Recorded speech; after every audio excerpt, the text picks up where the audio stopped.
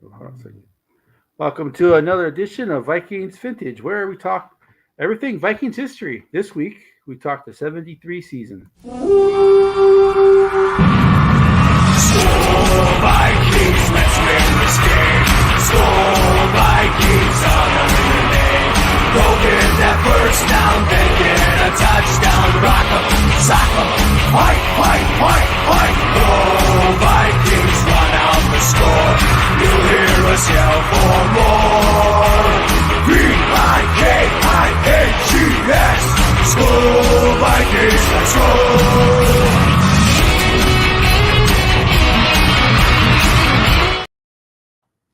Yeah, make sure you hit that like and subscribe button to all the channels that we're on this show. Last week, we did the 69 season, unfortunately, the only season where the Vikings had a championship. We talked about every game that year except for the Super Bowl because we've already done a Super Bowl show. And it's too painful to repeat. Yes. And this week, we're doing the 73 season.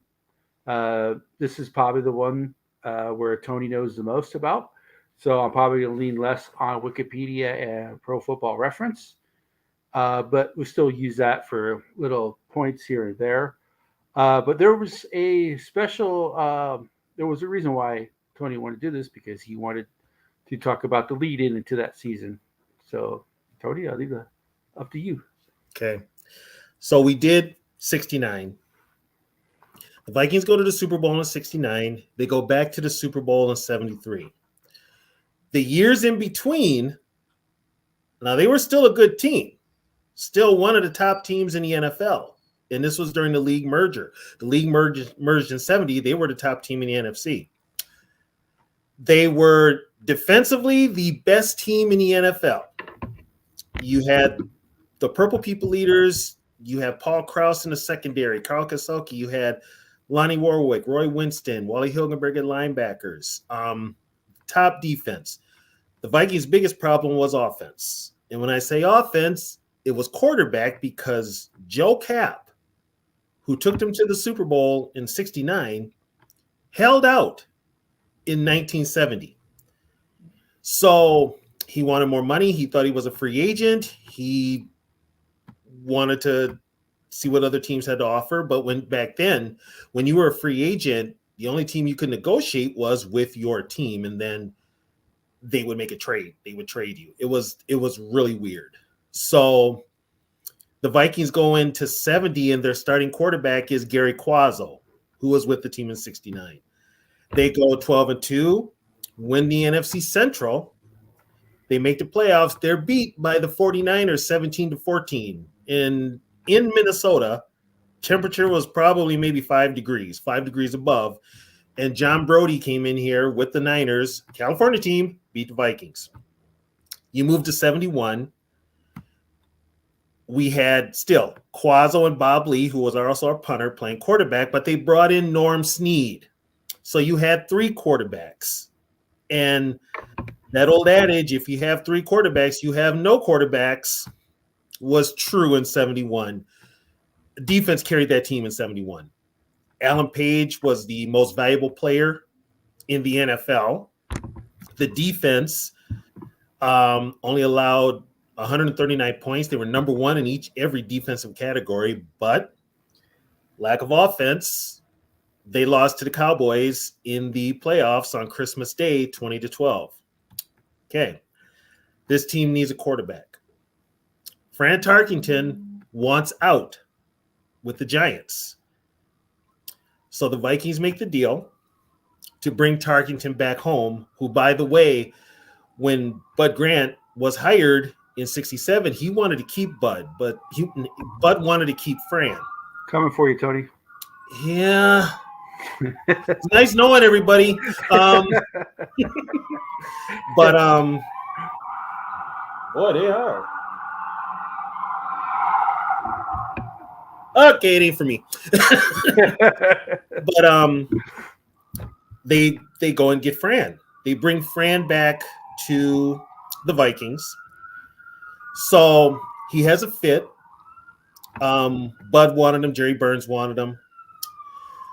So he bring him back and it's a Vikings jersey. Davey. It's Vikings. They bring Fran back in 72, but then injuries come into play. Alan Page is hurt. Carl Eller's hurt. Gary Larson's hurt. Clint Jones gets hurt. Gene Washington gets hurt on offense. Well, get the feeling better, Orpheus. Yep. Pneumonia's Get better, no joke. brother. And so the team, once again, you're expecting high hopes for the Vikings that year. They end up 7-7. They lose the division to the Packers. And right then, the noise starts. The Vikings are getting old. Fran will never be a winner. There was just that thing that maybe the Vikings had run their course after 72. So the start of the 73 season starts off on a good note with the draft. The Vikings drafted Chuck Foreman out of the University of Miami, number 1. Chuck could run the ball. He could also catch the ball. Excellent receiver, decent runner. And there was questions before he was drafted. Was he going to play running back or wide receiver? Well, the Vikings had him playing running back. So training camp rolls around. Carl Kasulki, on the way to training camp, got into a motorcycle accident, and he ended up paralyzed. I talked to Bob Lertzma about that, and Bob told me that was the only time he saw Bud Grant cry, when he had to announce in training camp in front of the whole team what happened to Carl Kasulki. And so we had that going in, but there was a attitude with this Viking team, because the year before, Miami went undefeated and won the Super Bowl. There was a feeling among this team, to a man, and this is how close this team was. Why couldn't we do it? Why can't we go 14-0? There was kind of this rallying cry. And also, and I believe Paul Krause talked about this, he had talked to Fran Tarkenton in the offseason. And Fran was used to being the quarterback to carry the team, to put the team on his shoulders. Paul Krause sat him down and told him, listen, you don't have to carry this team anymore. You've got us. Meaning you had the defense. All you had to do was put the points on the board, and the defense would make sure the lead stayed. And he said, let us put the pressure on us. We will get those victories. We will help you get those victories. All you got to do is drive the bus, make the plays, few errors, and we'll be okay. So they're going into training camp, but a lot of familiar faces are gone. Clint Jones is gone. Gene Washington is gone. Of course, Carl Kasulki is now, his career's over. John Henderson is gone. Lonnie Warwick and Bob Lee are both sent to the Atlanta Falcons. The Vikings get Bob Berry back. It was a different team, different attitude, but the nucleus was still there. So real quick on the 73 draft, who was the last pick of that draft by the Vikings? Oh, yeah, Dave Winfield. Dave Winfield, the Baseball Hall of Famer, who never played a down of football at the University of Minnesota. Yeah, Dave Winfield. It's kind of funny because everybody knows my basketball team is Atlanta. Mm-hmm. And the Twins are my favorite baseball team, but the Padres are my National League team because Tony Gwynn's my favorite player of all time. So essentially, Dave Winfield was drafted by 3 of almost my favorite teams. He was drafted by the Vikings, he was drafted by the Hawks in the NBA, and he was drafted by the Padres in MLB.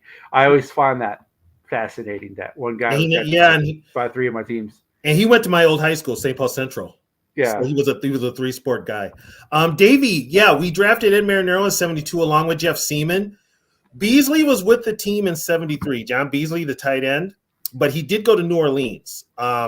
The ones that went to Atlanta were Bob Lee, and Lonnie Warwick. So, but yeah, he did go to New Orleans. I think Clint Jones went to San Diego along with Carl Gersbach. Carl Gersbach was another player that was gone. but they went into camp, and they went into camp on a just positive. And the first day of camp, Grady Alderman even said this. The offensive line had kind of been ripped on for a few years. They couldn't run block, which was true because, the year before, Oscar Reed was our leading rusher with over 600 yards. And then in the NFL, back in those days for football, you had to be able to run the ball. And they draft Chuck Foreman, and people were kind of amazed at how quick Foreman hit the holes in practice. And Grady Alderman looked at the report and said, you know what? Them crappy blocks you said we used to make? They're going to look pretty good with this guy. And that's the year the Vikings also got Gilliam too, right? Gilliam got here in 72. Oh, okay. Gilliam got to the Vikings in 72. He was acquired in the I don't remember who it was for. Might have been Mike McGill. No, but he came from the Cardinals. He might have been part of Leo Hayden. But he came up here, and he was basically or Quazzo. Yeah, he got here for Quazzo. Thank you. So the Vikings traded Quazzo to the Cardinals. In exchange, St. Louis gave the Vikings a second and a fourth-round selection and Gilliam. Man, the Vikings should have got arrested for grand larceny. But that, you know what? That was Jim Finks. Wow, that's oh my god. That was Jim Finks. And you know who was coaching the Cardinals at the time was the Vikings' former defense coordinator, Bob Holloway. So, no, we didn't have Bob Grimm. Bob Grimm was part of the Giants trade for Tarkington in 72. So the quarterbacks for 73 were Tarkington and Mark in Wells. Mike Wells, yeah, he never played it down. Brown, Foreman, Monero,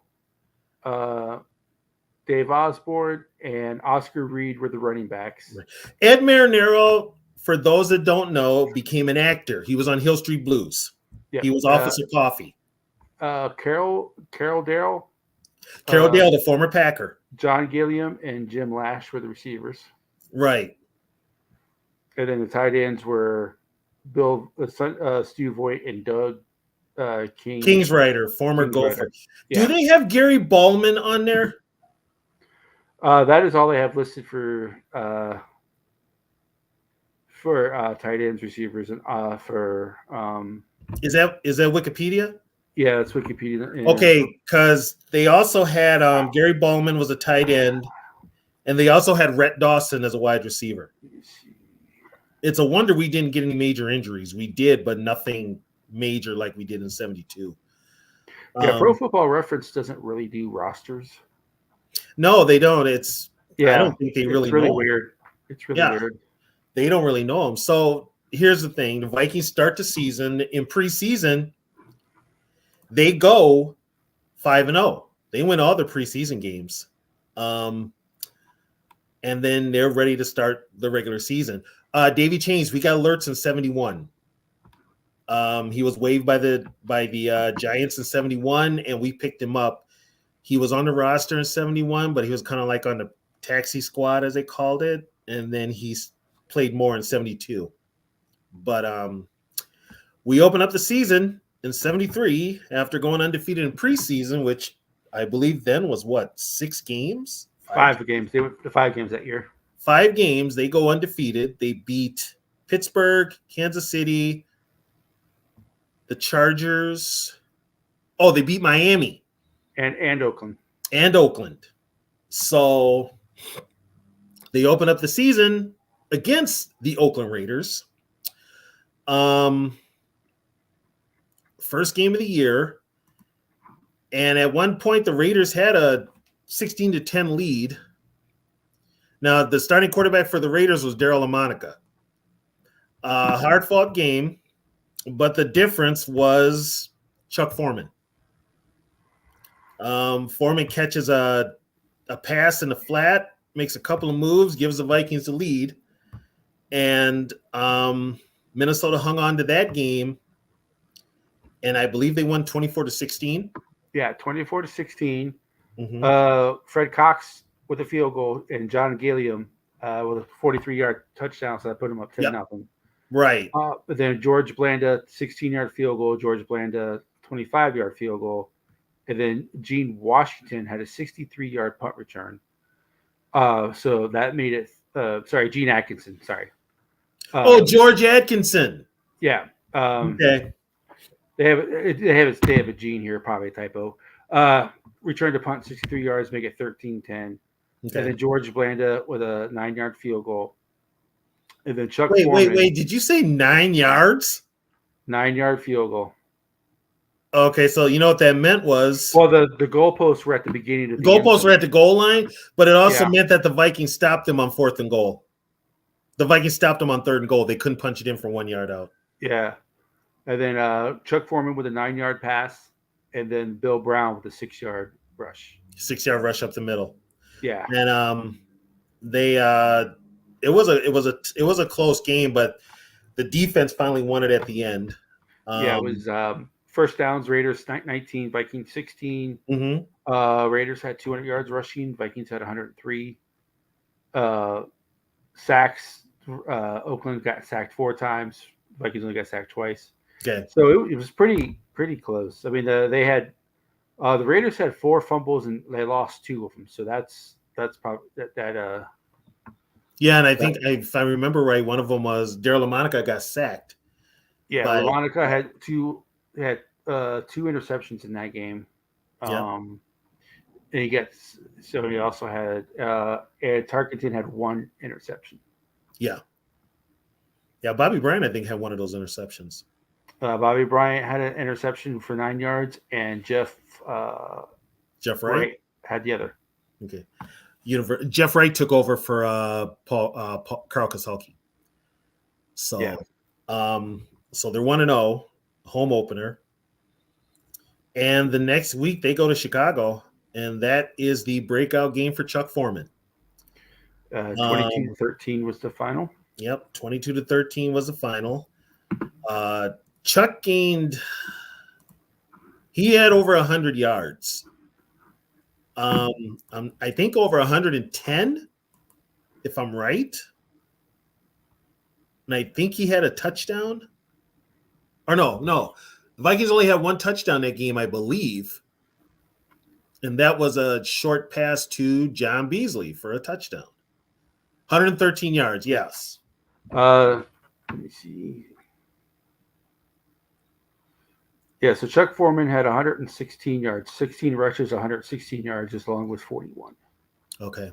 He also had 4 receptions for 46 yards. Hey, Davey, I think Beasley caught a TD pass in that game too. I think if Stu, I don't know how many touchdowns we scored, but I know Beasley did catch TD pass. Beasley had 1 catch for 3 yards and a touchdown. That's the one, yep. Well, that was the only touchdown that day, wasn't it? So it was a Bobby Douglas 1-yard rush for the Bears. Okay. Then they had Mike Percival, they had a field goal. Mm-hmm. Fred Cox field goal, Beasley touchdown, Fred Cox field goal, Fred Cox field goal, Fred Cox field goal, Percival field goal, Fred Cox field goal. Okay. So each team had 1 touchdown. Right. And it was the Bears, and of course Bobby Douglas was their leading rusher. Well, he couldn't throw. He couldn't throw worth a damn, and then anytime he did throw, he was getting hit. He had 10 rushes for 63 yards. Yeah, he was their leading rusher. Yep. Yeah, he was the leading rusher. Viking defense that day was all over him, as they always were. They couldn't get it done. So right out of the gate, the Vikings are 2-0. The next week they got the Packers. Is that right? Green Bay. Yep. Another looks like another awful game. These scores, listening to these scores of these games, people are going to be like, where the hell was the offense? Well, they let the defense play back then. It was 11-3. Yeah. It was a Chuck Foreman touchdown? No, doesn't look like there was any touchdowns. Oh, they were all field goals, and then they got a all safety. field goals and a safety. Field goals and a safety. Okay, that's right. I remember that game because it seemed like the Vikings, once the offense started moving, they couldn't keep it going. But Green Bay's offense that day, they started a quarterback by the name of Del Gaizo, Let's see. and he got replaced by not Jerry Taggy, but Well, it looks Scott like Hunter later. yeah, Scott Hunter. Del Gaizo started though. Yeah, MacArthur Lane was tackled in the end zone for the safety. That's right. Roy Winston got him. Roy Winston got the safety. But that was the Viking defense just shut him down offensively. Foreman had 89 yards rushing. Yep. And Ed Marinero had 83. Yeah, that was one of their best games as a duo. Marinero was pretty good. We drafted him in 72, but he had his moments where he looked pretty good. I remember my dad wasn't a big fan of his, but I mean, he had his moments. So we win 11-3. So then the next week is Detroit. So after they're at Detroit, Okay. and 23-9. Yeah, 23-9. That game started out. Detroit fumbled the opening kickoff. Vikings recovered, and they were at like the 12-yard line. Fran just throws that little out pass to Marinero. Marinero scores 12 yards. 12 yards. And then the next drive, it was another turnover for the Lions. I don't know what it was. I don't remember if it was a fumble or interception or what. Once again, the Vikings had it deep in Lions territory, and it was the same play that they scored on. The same play. Same player. Same player. Mm-hmm. You would think that they would have covered it the first time. They would have been prepared for it. No, they weren't. And Chuck Foreman, I believe, rushed for 114 yards that game. Is that right? Chuck Foreman. Let's see. I'm looking at it. Chuck Foreman, 16 rushes, 114 yards, 2 receptions, 24 yards. Okay. So once again, we can run the ball. Under 200 yards passing again. Yep. But once again, the defense, once the defense, and this was where you knew the Viking defense was kind of getting back to its old self. Once they got a lead, they didn't let go of it. Yeah, it was 14 rip. And then the Lions got a field goal. Right. And then the Lions got back. The Lions got back-to-back field goals, but then the Vikings got 2 more field goals. Mm-hmm. So it was 14-6-3 for the Vikings. It was only 3-3-3 for the Lions. And the Lions did drive. They did have drives where they got deep into Viking territory. But I believe one of the drives was an interception by Paul Krause. He ended in the end zone. Yeah, they had Landry had 3 picks in that game. Okay. Yeah, Greg Landry. And Greg Landry was a good quarterback. He just didn't play well against the Vikings. Nate Wright, Krause, and Simeon had the 3 picks. Okay. Jeff Seaman had an interception too? Yep. Wow, okay. And so Dick Duran had 3 returns for 68 yards. That was pretty much the Lions offense. That was all the Lions offense. Yes, that Dick Duran for the young folks in here. Yep, same Dick Duran. So we're what, 4-0? Right now they are, the 4-0 going against the Lions after the Lions game. Okay, so who do they play next? At San Fran. Okay. That's the game where, and then San Francisco, like 2 years in a row, had been just a thorn, or 3 years in a row, had been a thorn in our side. They beat us in a playoff game. They beat us in 71, and then John Brody came off the bench, beat us in 72 last game of the year, which put the Niners in the playoffs. So I believe Brody retired. So Steve Spurrier was the full-time quarterback. Spurrier completes like what? 31 of 48 for 320 yards, which in the 70s is like throwing for like 600 yards. That's like throwing for 600 yards, and they still lose. Well, he only had 1 touchdown. And he had 2 picks. Yeah, Paul Krause, I think, had both of the picks. Once again, I think the main offensive weapon for the Vikings was Paul Krause had both. Yep, was Chuck Foreman.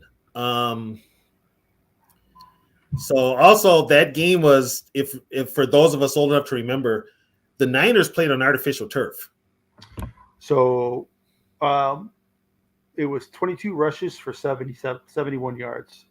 But John Gilliam, John had 7 receptions for 107 yards.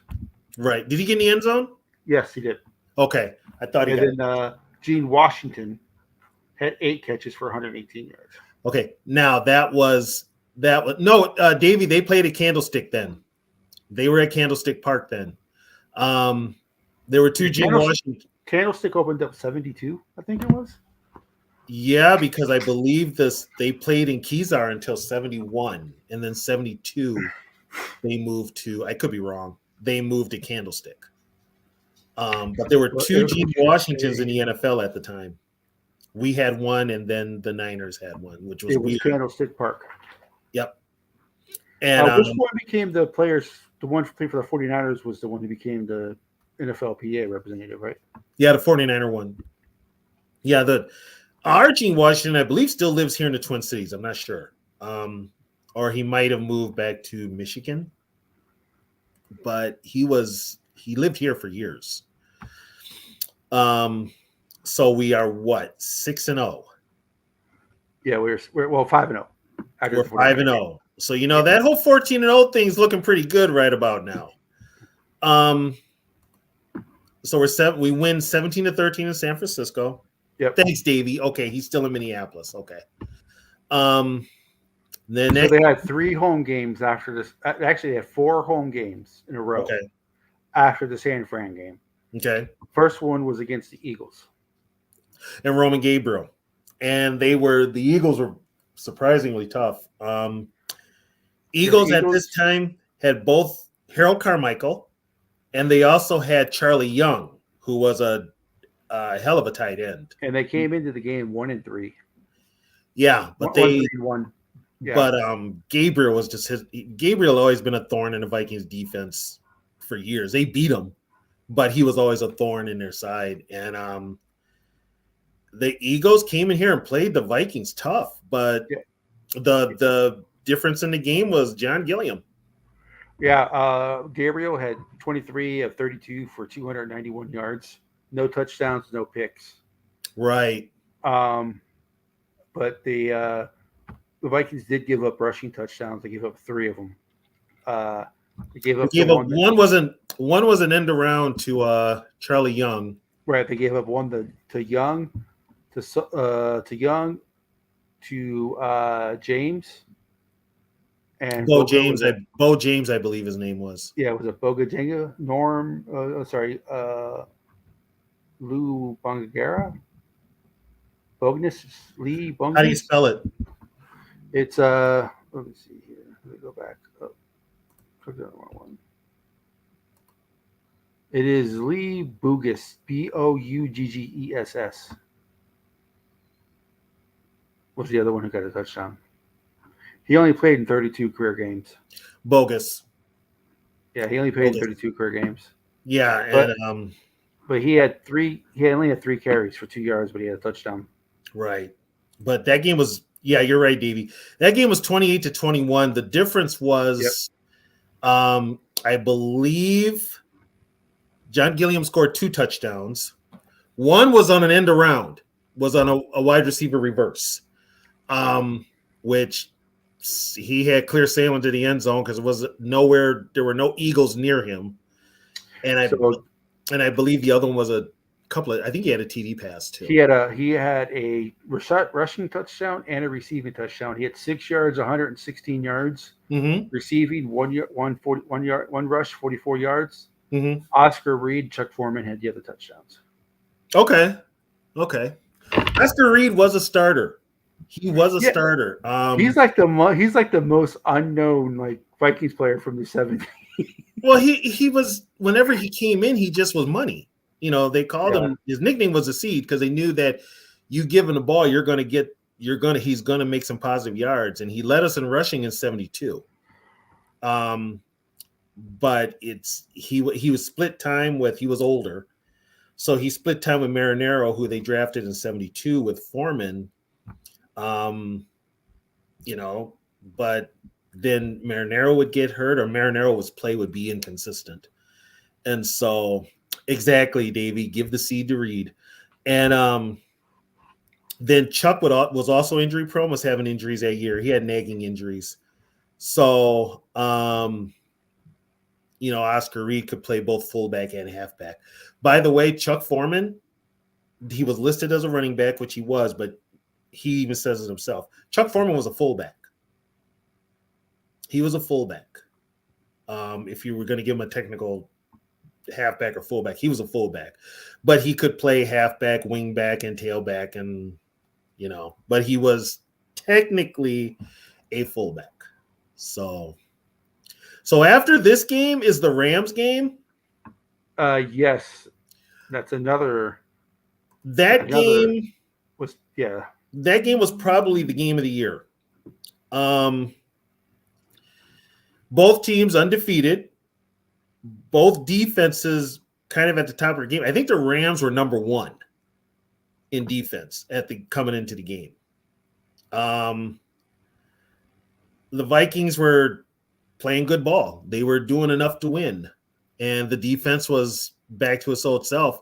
Only one touchdown was scored in this game, and that was a short pass from Tarkington to Chuck Foreman. 9 yards. And how many yards was it? 9. 9 yards. And correct me if I'm wrong, the Vikings had to lead the whole game? Yes. Okay. They scored 10 points in the first half. Right. And that was it. And that was it. The rest was up to the Viking defense. And I'm just going to be blunt. They played their asses off this game. That defense played probably the best game they had played in years. They gave up 87 yards passing to John Hale. Yeah. He had 2 interceptions and he was sacked twice. Yeah. He had -3 yards rushing. Larry Smith at 63 yards rushing, and the John Burleson Jim Burleson only had 41 yards receiving. Yeah.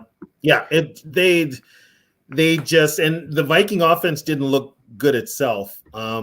They did enough just better. To win. Yeah, it was 100. They gave up 137 yards total. Yep. Yeah, that was just that game was probably, Vikings hadn't played a game like that in years. And Nate Wright and Jeff Wright. They both had the interceptions. Yep. And I believe Carl Eller had the game-clinching sack at the end. Of course, this is the 70s, so they didn't keep track of that back then. So right, but I do remember that last drive. Eller, I remember that just because my dad was just so excited. Eller got the sack, and that was probably the game of the year in the NFL. I could be wrong, but if it wasn't, it should have been. It was that good of a game. You can find it on YouTube too. There's a great some of these people who on YouTube, they take an old film from the 70s, they clean it up, they put it in high definition, and then they put it on YouTube. I don't know the commitment they make because they probably don't make a lot of money doing it, but you can find all these. You can find these games. You can find a lot of games what they'll do, and what you really should look for, like I've done it a lot years ago. You remember this catch? We used to have the NFL This Week. Yeah. Or the NFL highlights would be like an hour show or a half-hour show where they show the highlights of every week. And growing up for me, seeing how my favorite team was Minnesota, and I didn't get to watch a lot of Minnesota games. Mm-hmm. Inside the NFL with Nick Buoniconti, and that to me that was must watch. That was when I got HBO, and we got HBO like in June or July. I couldn't wait for the fall because then I would see inside the NFL. Yeah, I would see the highlights of all the teams. It was Nick Buoniconti, and Len Dawson. And then they brought somebody else in. They brought somebody in, but for years it was Buoniconti and Dawson. Yeah, and but even before then, like on Saturdays, they would have like an NFL game of the week, and they would show that they have those highlights on YouTube. If you're looking for old team highlights, they have those on YouTube also. That's where, because I'll watch those every now and then. a lot of people now are finding the telecast of old games and they're cleaning them up. From what I understood, like the local networks, so somebody would record the games, but then they would erase them. That's what they did to Super Bowl I. They went to go look for the tape for Super Bowl I, and they found it, and it was CBS, and they had erased Super Bowl I with an Ed Sullivan show. Yeah. And there, you can actually find you can actually find to where so they don't get trademarked. They actually take the TV broadcasters and the TV logo off of the broadcast, and they'll put the radio guys on. Oh, I had that for I listened to the Miami broadcast of the 72 Dolphin Vikings game. But there was the Miami broadcast, and they would lace in highlights. But it was the whole radio broadcast, and I grew up, of course, with the Viking broadcast. So, but yeah, that's if you really want, if anybody that's out there that really wants to see old vintage highlights, go to YouTube. Davey Chains, you're right. Dave Volsky's YouTube channel. He's got a ton of games, a ton of old NFL games. Yeah, there's somebody who I follow on YouTube. Who also does the same thing for old YouTube stuff, old Viking stuff. And he does, but he doesn't just do old. He doesn't just do like stuff from the 70s. Like he'll do 90s stuff. He does all the way up to like the 2000s. I think it might. If I think cool you're thinking of, yeah.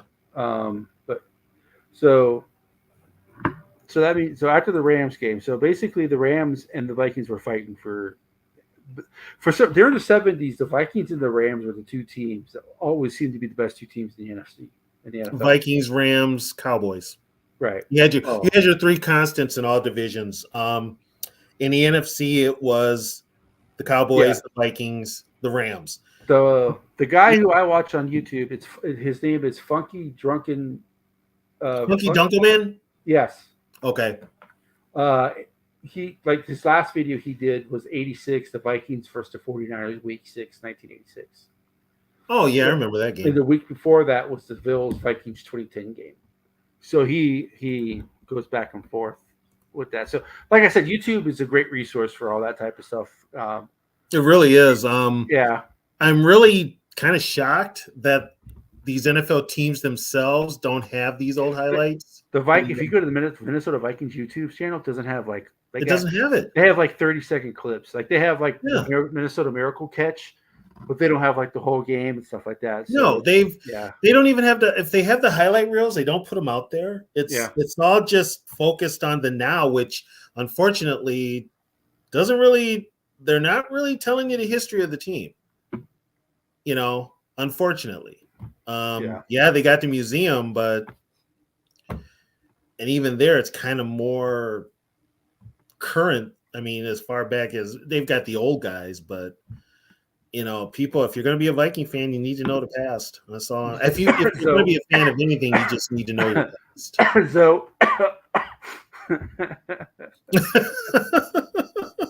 So, but yeah, it's just you know, so yeah, and I'm amazed I still remember all these games too. Let me be honest with you. So right now the Vikings are 6 after playing the Rams, they are 6-0. Are they 6-0 or 7-0? Let me see. Let me go back. Hold on a second. I clicked out of it. I think they're.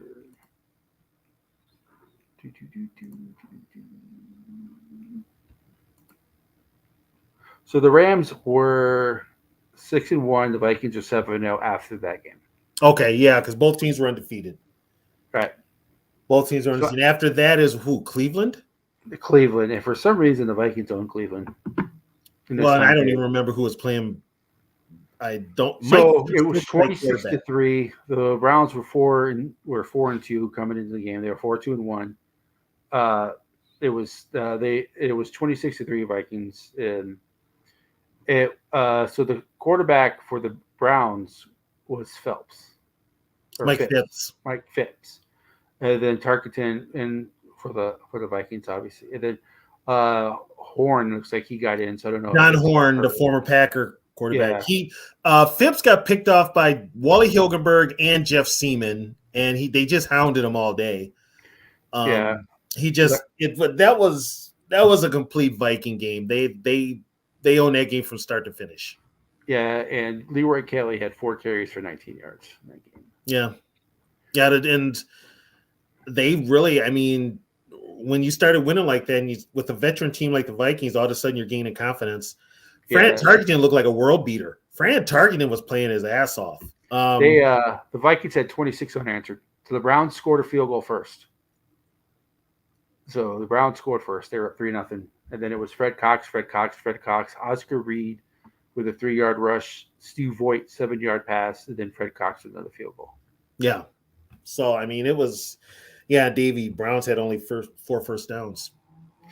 4 first downs. They had 70 yards rushing and 90 yards passing. They had 145 total yards.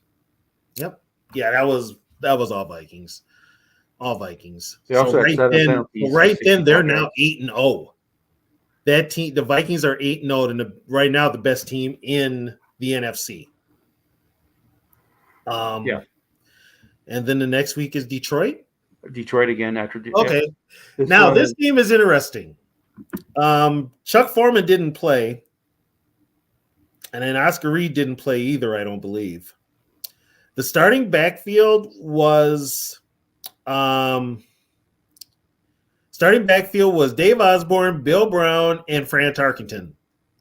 That was the starting backfield when Fran left in 1966. They were the starting backfield for this game. Osborne gained 89 yards. Bill Brown gained 102 yards. Detroit scored first. It was Bill Brown. Well, you're off by a yard. It was 102 for Brown. Osborne was 79. So you're close. And then also Ed Marinero had 52 yards. So he had a touchdown too. Yeah. And then Gilliam had over 100 yards receiving. Right. And he had 5 receptions for 129 yards. But here, the start of the game was Bob Lertzema. Lertzema had 3 sacks that game. So Munson, the quarterback for the Lions, got sacked 4 times. Yeah. Lertzema had 3 of them. Marshall had the other. Yeah. There was another dominated game by the defense. They only gave up they gave up a little bit more total yards because it looked like they gave up 182 yards passing, but Detroit scored on early. Detroit had the lead. Detroit scored first. Ron Jesse had a 33-yard pass. That is also the game where you'll see it. It's in every Viking highlight reel. Herman Weaver goes back to punt, and he doesn't punt the ball. He decides to run with it.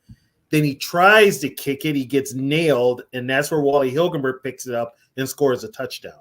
Yeah, Wally Hilgenberg, 2-yard special team fumble return. Yep. And that set the ball. See, we used to play Detroit all the time, and Detroit, as we say, would do Detroit things. That was one of the Detroit things.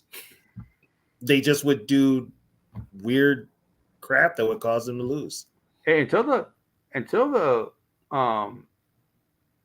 they prove the Lions prove that they can consistently win. I'm not picking them to win the division that's coming up this year. No, they're too inconsistent.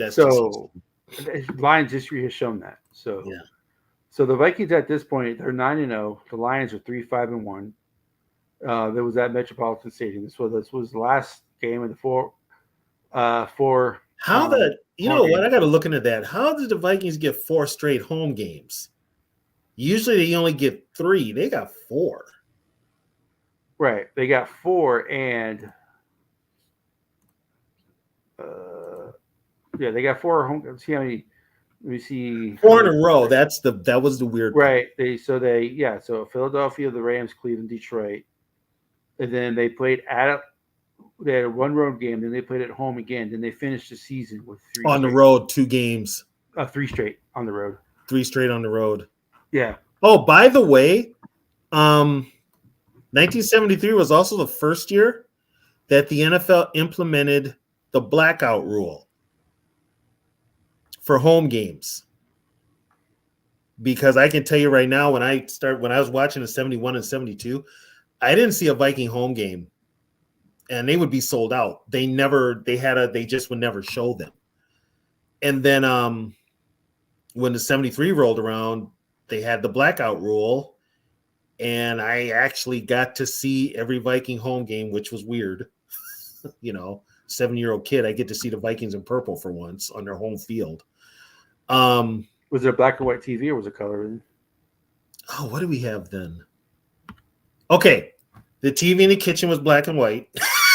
The TV in the living room was a Curtis Mathis, black and white. It was black and white. Yeah, we got color in 75. We got a color TV in 75. And I was just like, oh my God, the Vikings those are actually purple jerseys. They look kind of blue, but yeah, it was black and white. But yeah, that was the first year that the home games were the blackout rule, and you got to see home games. So that kind of helped too. That's probably why I remember it most too. So the next game is at Atlanta. Oh, Monday night. Bob Lee is a starting quarterback for the Falcons. I don't know what it was, but there's a highlight where Bob Lee gets away from the Viking rush. Matter of fact, Eller and Marshall literally caved in on him on the edges, and he got out of it. Avoided a sack. He avoided Alan Page, and he runs. Gary Larson doesn't get there in time. He throws a TD pass. That was kind of like the highlight of the game. Falcons won it 20-14. Gilliam scored for the Vikings, and Bill Brown scored for the Vikings. It was Mike Mayer. Nick Mickemeyer. Yeah, he field goal for the Falcons. And then John Gilliam, 39 reception. Mm-hmm. Dave Hampton, 19-yard rush for the Falcons. Okay. Eddie Ray, 39-yard touchdown pass. That's the touchdown pass. And then that was from Bob Lee, and then Nick Mickemeyer again with a 49 field goal. Then Bill Brown with a 2-yard reception from Fran Tarkenton. Yep. Yeah, and that ended the win streak at 9. Yeah, so it was pretty close. I mean, the total yards were 291 to 347. How many turnovers did the Vikings have? Vikings had 3 turnovers. Actually, they had I think they had 5. They had 2 interceptions and 3 fumbles. Okay. And the Falcons had 4, 2 and 2. Yeah. Now remember, folks, this is the 1970s, so turnovers were aplenty. I mean, you didn't have ball control like you did now. Yeah. It was a completely different game. Gilliam had 97 receiving yards. No one broke 100 for Minnesota. They only had the leading rusher was Chuck Foreman. He had 38 yards rushing. Yeah, and Atlanta had a pretty good defense. Atlanta did have a pretty good defense. And Dan Hampton had 100 yards rushing. Right on the nose? 108. How many carries? 23. That's what, a 3-yard average? Along the 25. He also had 55 yards receiving. Okay. So he won the game for Atlanta on the offensive side of the ball. He had their touchdown. He had one of their 2 touchdowns. Yeah. That touchdown by Eddie Ray was his only catch. I think that's the same Hampton that played with the Packers, and he was kind of a thorn in the Viking side then. Paul Krause had the pick for Minnesota. Ray Brown had it for Atlanta. Okay. So we're 9-1. We come back home to play the Bears. Well, I could see why Paul Krause is the all-time interception leader. When you look at these game stats, interception of Paul Krause. Well, yeah, that's all he had to do was play center field. Yeah, Paul Krause will even tell you that. All he had to do was literally, because of the front 7 we had, all he had to do was play center field. So he could just read the quarterback. And, yeah, makes sense. So it looks like the Vikings took their anger out on the Bears the next week. 31-13. Okay, that game was Carl Kasulki Day. Carl made his first appearance. Last home game of the season, by the way. Yeah. So Carl makes his appearance. He gets a game ball at the end, after the game. They beat up on Bobby Douglas. I mean, they literally beat up on Bobby Douglas. Bobby Douglas went through 2 jerseys in that game. He was sacked 8 times. Yeah, it was bad for Bobby. Fran had a couple of passes to yes, Mom. He does all this mostly. Yeah. Awesome memory. Yep. I'm lucky. I still got my memory. He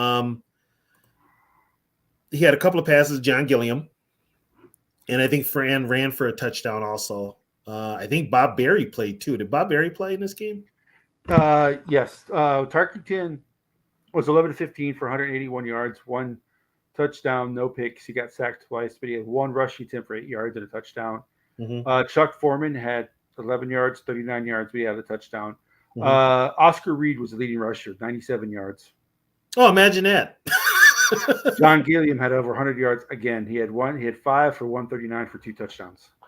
And I think Bob Berry threw one of those touchdowns. Bob Berry was 2 for 3 for 50 yards, 1 touchdown. Yep. Okay. So we wrapped up the division against the Lions. But it wasn't just Bobby Douglas. Bobby Douglas got sacked 4 times. Gary Huff also got sacked 4 times. Oh, that's right. They had Gary Huff. I forgot all about Gary Huff. He was no better than Douglas. He had a passer rating of 138. That's because he only threw 8 passes, 6 of 8. He had a touchdown though. Did he get sacked 4 times too? They both got sacked 4 times. Yes. Okay, that ain't saying he got hit a lot. It doesn't have hits. So they didn't keep track of that back then. No, he got. I remember that game. It was pretty bad. That was one of the better games by the front 4. But the Vikings didn't blitz back then. Yeah, Joe Moore was the leading receiver for the Bears, 75 yards. Leading receiver, Joe Moore.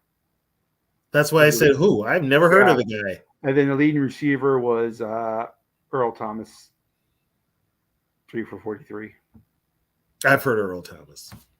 Yeah. And I think Earl Thomas played with the Jets at one time. So the Vikings, Oscar Reed, 12 for 97. Chuck Foreman, 11 for 39. Brent McClanahan, 3 for 24. Dave Osborne, 8 for 19, and 6 of 16 for Ed Marinero. Okay. Stu Voigt had 1 catch. King Ryder had 4. King Ryder had 1 catch, and Carol Drake had 1 catch. So okay. So then is it the next week we go to Cincinnati and get shut out? Let me see. So it was 27-0. Yeah, 27-0. That game had to be ugly. It was. Marinero fumbles. I forget who picked. Was it okay? Look at the scoring. Was it Lamar Parrish that returned a fumble for a touchdown? It was Lamar Parrish, 23-yard defensive fumble return. Yeah, that's what I thought. And then I forget who ran 55 yards for a touchdown. What was his name? There was 30. Well, there was for touchdowns. Essex Johnson ran 40. Essex Johnson. It was 40 yards. 40 yards. Yeah. Essex Johnson. We had 81 yards rushing, 127 yards passing for a total yards of 201. Yeah, that was a bad game. So they get shut out, and then they take it out on the Packers the next week. Hey, anytime we can take it out on the Packers. 31-7 against the Packers. They beat the Packers 31-7. Bobby Bryant had an interception return for a touchdown, I believe. Chuck Foreman had a 50-yard touchdown run. Stu Voigt caught a touchdown pass for 21 yards. Bobby Bryant, 46-yard interception return. Chuck Foreman, 50-yard touchdown run. Yep. John Gilliam, 20-yard touchdown pass. Fred Cox, 25-yard field goal. And then the Packers scored at the end of the game to avoid the shutout. 17-yard pass. Who was the quarterback? Jerry Tate? Jerry Taggy. But John Del Gazzo threw the touchdown. Oh, Del Gazzo? Yeah, threw the touchdown. Tapey had 3 interceptions. There was 4 picks in the game. Bryant had 3 of them. That's what I figured. Okay. Who had the other one? Jeff Wright. Jeff Wright? Okay. Yeah. How many times was it Packers sacked, does it say? The one time. That's it? Yep, one for it was 11-yard sack. I think that was Page. Tappy was sacked once for 11 yards. Yeah, I think that was Page. Well, he only threw the ball 25 times. How many yards did Brockington have that game? Brockington had 124. He did all that run and never got in the end zone. Nope. His long was 29, 27 carries for 125 yards. That's like 2 yards a carry. That's like 2 yards a carry. Yeah.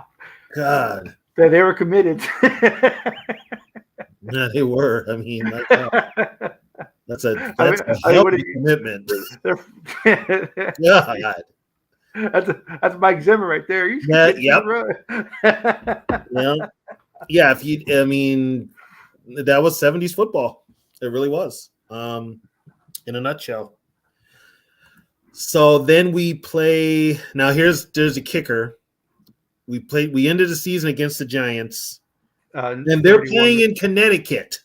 31-7 again. The Giants are playing in New Haven. They don't have a home. This is before they built Giant Stadium, and they couldn't play Yankee Stadium anymore. They played the game at Yale Bowl, and that game ended up being a snowstorm. The Giants were awful. Yeah, they were bad. 2-11-1. Yeah, they were bad. Terry Brown, backup defensive back, had an interception return. Oscar Reed scored. Norm Steed was the quarterback. Norm Snead was part of the Tarkenton trade. Yeah, I believe Bob Grimm played for him too. Was Bob Grimm a Bob Giant? Grimm had 2 catches for 54 yards. Okay. So the scoring was Oscar Reed 9-yard rush, Fred Cox field goal, Terry Brown 63-yard interception return, Bill Brown 1-yard rush, Ron Johnson for the Giants scored their only touchdown. He had a 16-yard touchdown reception. Ed Marinero had a 1-yard rush. Okay. Yeah, it was 313 yards. Our offense played pretty well. The Giants' offense played pretty well, but their defense, but they only put up 7 points. Yeah. Well, they put up a ton of, which back then was a lot of yards, which was pretty decent for back then. But bottom line, if you didn't score any points, it wasn't a good game. The Vikings didn't do anything offensively, rushing, passing the ball. Tarkenton only had 130 yards. It was the last game of the year. They weren't trying to. Yeah, I mean, Gilliam had 1 for 17, 2 for 22 for Voigt, 2 for 22 for Ballman, 1 for 18 for Jim Lash, and Carol Drake had 1 for 18. That was pretty much it. Did Bob Berry play quarterback? Yeah, no. Fran Tarkenton played the whole game. Fran played the whole game? He only threw the ball 14 times. Oh, okay. 10 of 14 for 130. Then he had 1 rush for 11 yards.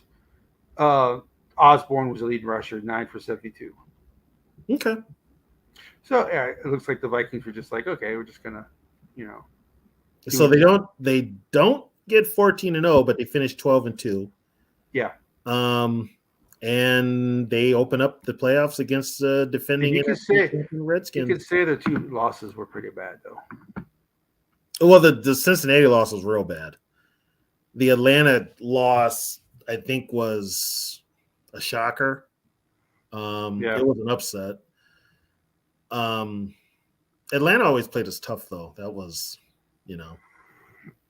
and they were coached by old, nasty Riverfront Stadium. Yeah, and the coach of the Falcons at that time was Norm Van Brocklin, I believe. I believe it was Van Brocklin. Let me see. Let me go back to that game. The Falcons, right? Yeah. Norm Van Brocklin. Yeah, it was Van Brocklin. That's what I thought. Yep. So anytime Van Brocklin could stick it to Tarkenton, he was happy. So the divisional playoff game was against the Redskins.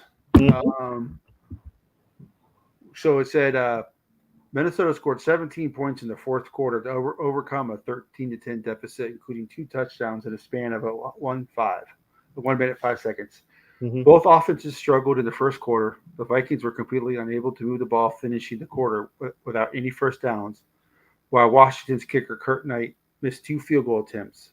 One missed from 49, the other from 17. How in the hell do you Blair Walsh it from 17 anyway? Okay, Score, that is the game. Matter of fact, it's on YouTube. I've watched it a few times. yeah, game weather was 19 degrees. Yeah, Yeah. yeah. Matter of fact, right out the gate, like in the first series, Fran has John Gilliam wide open, and he overshoots him. This is in the first quarter. I think it's on the first drive. And as I said, the Vikings came out tight. And that's the game at halftime where Carl Eller was screaming at John Gilliam to shake it off. That's the game where Carl Eller broke the blackboard in the locker room. It was 7-3 at halftime. Yep. I asked Ed White. I asked him, did he remember it? He's like, I'll never forget it. It scared the crap out of me. Because one, it's Eller. And Carl was like the toughest one. And for him to do something like that, that got everybody's attention. Yeah, that missed field goal was the Redskins drove the whole field. They drove from their own 14 to inside the Vikings 10-yard line. Mm-hmm. Minnesota finally to get rolling in the second quarter with a 50-yard completion from Tarkington to running back Oscar Reed, setting up Fred Cox 19-yard field goal. But with 3:30 left in the half, Vikings defensive back Bobby Bryant fumbled a punt return that was recovered by Redskin running back Bob Burnett on the Minnesota 21-yard line. Billy Kramer then completed a 17-yard pass to Charlie Taylor before Larry Brown scored on a 3-yard touchdown run to give the Redskins a 7-3 lead. Minnesota responded with a drive into the field goal range, but Mike Bass intercepted a pass from Tarkington to maintain Washington's lead going into halftime. Mike Bass, he was the same guy that scored the return for touchdown in the Super Bowl the year prior, right? That's the Mike Bass. Yep, that's him. Okay. Then says the Vikings took the opening kickoff in the second half and marked 79 yards, including a 46-yard run by Reed to score a fullback Bill Brown's 2-yard rushing touchdown. To make matters worse for Washington, star cornerback Paul Fischer suffered cracked ribs on the drive and was replaced by Speedy Duncan, an 11-year veteran.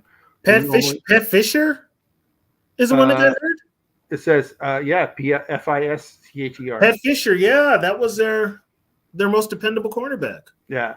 He was replaced by Speedy Duncan, 11-year vet who normally only played as a kick returner. He was just a kick returner, yeah. Still, the Redskins managed to take back the lead with Knight's 2 3-yard field goals. First time in a playoff record of 52 yards, and then the second from 46 yards. Now facing a 13-10 fourth quarter deficit, the Vikings stormed back with 2 quick touchdowns. First, they drove 71 yards in 8 plays to score on a Tarkington pass to John Gilliam, who beat single coverage by Duncan for a 29-yard touchdown catch. Then on the first play of Washington's ensuing drive, Nate Wright intercepted a pass from Kilmer, returned it 26 yards to the Redskin 8-yard line, setting up a 6-yard touchdown pass from Tarkington to Gilliam that made the score 24-13. With 5:28 left, Washington got back to within 4 points, getting good field position due to Ken Stone blocking the Vikings punt and covering it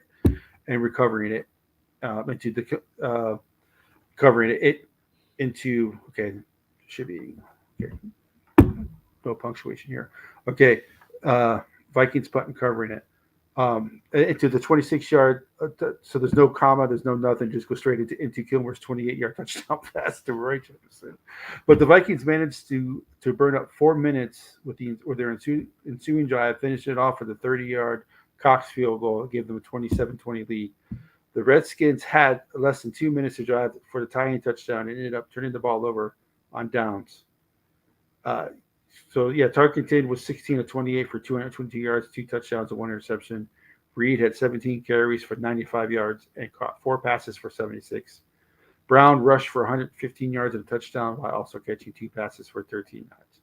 Oscar Reed was a star of that game. Sometimes they're not concentrating on me, said Oscar Reed in a Mhm. reference to his big plays in the game. Since early in the season, they've been keying on Chuck Foreman. I'm not the world's greatest pass catcher or runner, but given a little room, I can make use of what I got. Yeah. Yep. That's a great quote. He was good. He was a good running back. He was dependable. Which is true. I would imagine Chuck Foreman was every week the coach's film. We got to stop 44. We got to stop 44. We got to stop 44. and I Foreman imagine that was the mentality of coaching. And in that era, Foreman, his biggest asset was able to come out of the backfield and catch passes. And 9 times out of 10, you had a linebacker on him. Well, guess what? Those linebackers couldn't keep up with Foreman. I mean, Foreman wasn't the fastest, but he could put moves on him, and he had sure hands. He very seldom, but he used to return punts all the time. He was like David Palmer never. He was like David Palmer never called for a fair catch. Yeah, I don't know why he was. I don't remember why he was returning punts then. Well, it was a playoffs. That's why. It was a playoffs. So yeah, he was returning punts. So we beat the Redskins, and then we have to go to Dallas to face the Cowboys. Now, here's the deal with the Cowboys. Why would we have to go to Dallas? They didn't have a better record, did they? What were the Cowboys? 11-3, 12-2? Let me see. Let me go to Dallas. I think then it went by I think Dallas was 10-4. No, let me see. Yeah, they went 10-4. I think it went by alternated sites. That's the only thing I can think of. Because here's a weird thing. I think 70, 71, 70 was played in San Francisco. 71, it might have been played in San Francisco too. 72, it was played in Washington.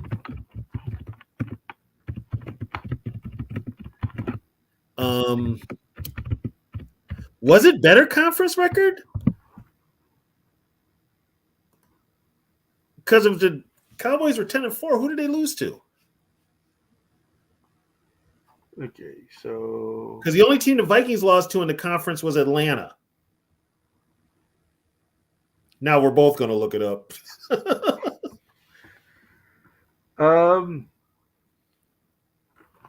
It says the strangest controversy in the NFC Championship game was okay. It's a video though, so let me go to news. I don't want to. Let me see.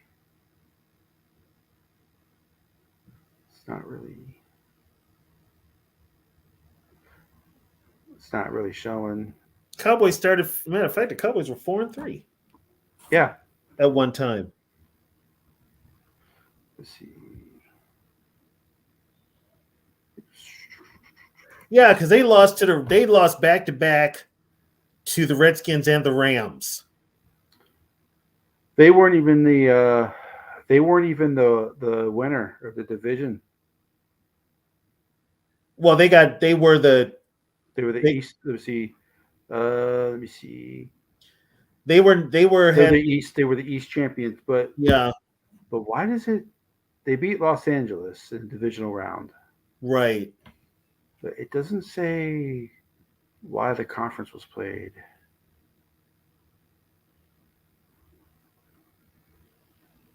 You see the rating. You go down.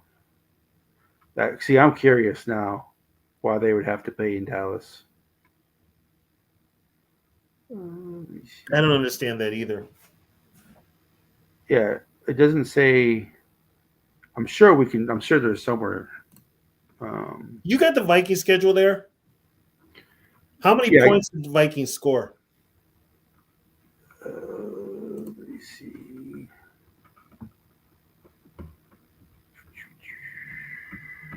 I'm trying to see if I can see if they have that listed here.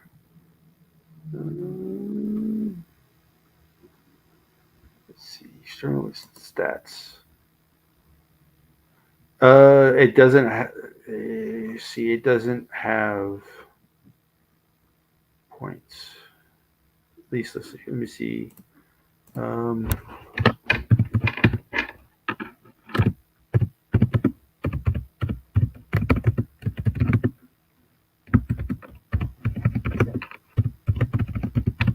did they keep that track back then? Let's see. Yeah, they did. Okay. They kept track of points. So, They've kept track of points since the beginning of time. so the Cowboys were 27 points, 27.3 points per game.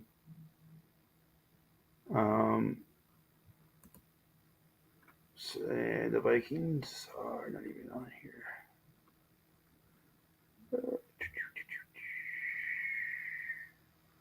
Yeah, let me see.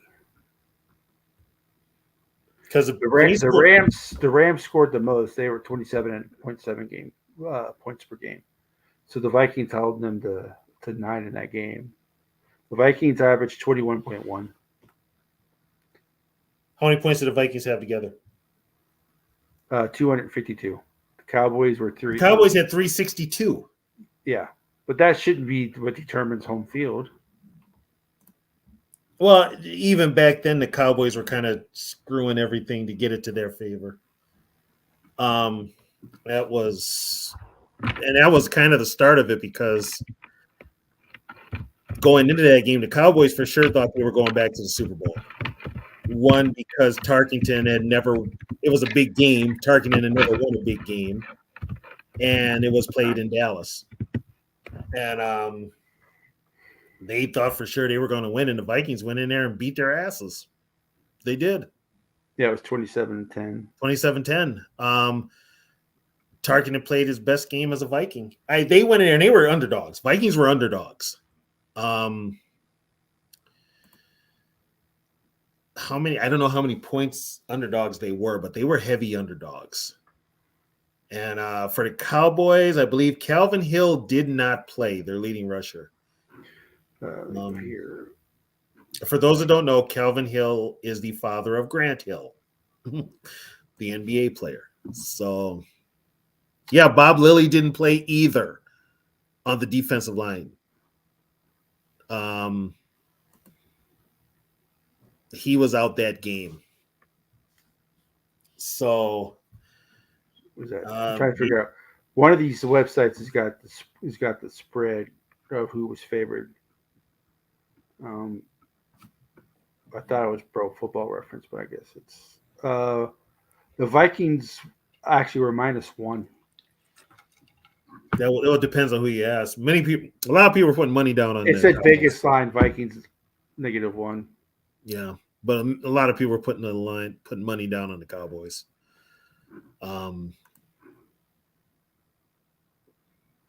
Yeah, that's right. He dislocated his elbow. Yeah, Davey, why didn't Lilly play? Do you know that answer? Because I remember, it just hit me that he didn't play either.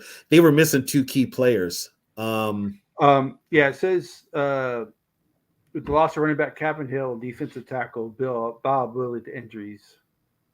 The offense couldn't get anything going. Also, it doesn't say.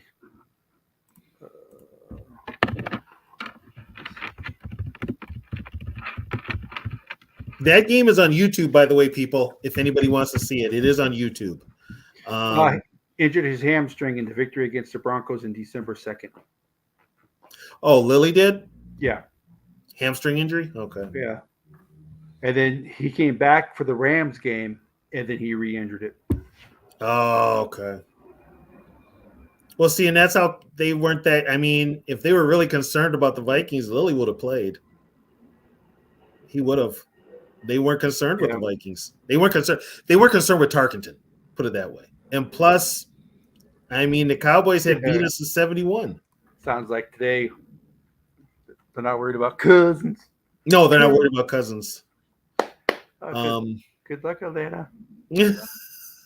dude, don't do Yeah, that. great regular season, but when playoff time comes, his pucker he gets tight. He puckers up. Catch, please don't do that. His sphincter gets tight. Please don't do that, Catch. Hey Trish, Tony's there for you. He's there for you. Therapy session. Lots of therapy sessions. He'll look Lots great of in the regular therapy season. sessions. He'll look great at the 1:00 games. Yeah, don't play and he'll probably end up playing the Vikings in a primetime game because they play the Vikings. Vikings got to play the Texans and Falcons this year, both at home. Right. But yeah, I would bet that Falcons game is going to be primetime. So the Vikings forced 4 interceptions and recovered 2 fumbles in the second half while forcing Dallas 152 yards total in the game. Of course, then again, they didn't have Calvin Hill, Bob Billy. So their only touchdown was a punt return by Golden Richards. It happened in the fourth quarter too, I believe. Yep. Yeah, Golden Richards, who just recently passed away. Yeah, both teams only combined for a total of 163 yards. Tarkenton was 10 of 21 for 103 yards and a touchdown and 1 interception. Nope. He rushed for 16. Staubach had his worst postseason performance of his career. 10 of 21 for 89 yards and throwing 4 interceptions. How many times was he sacked? Go to the other site. I'm going back and forth between sites here. Okay. Because one has all that information, the other one doesn't. He was sacked 3 times for 26 yards. Jim Marshall had 2 of them. One was a strip sack that Gary Larson recovered. Tarkenton 4 for 30. Yeah, Tarkenton had the better game. Neither one of them had a good reporting game, but Roger Staubach's QB rating was 19.8. That was a bad game. That was a bad game for Staubach. Yeah, and Newhouse had 50 yards rushing. Yeah, that's it. Nobody else was in double. Was even close to that. Even receiving, the most receiving yards was 20 yards.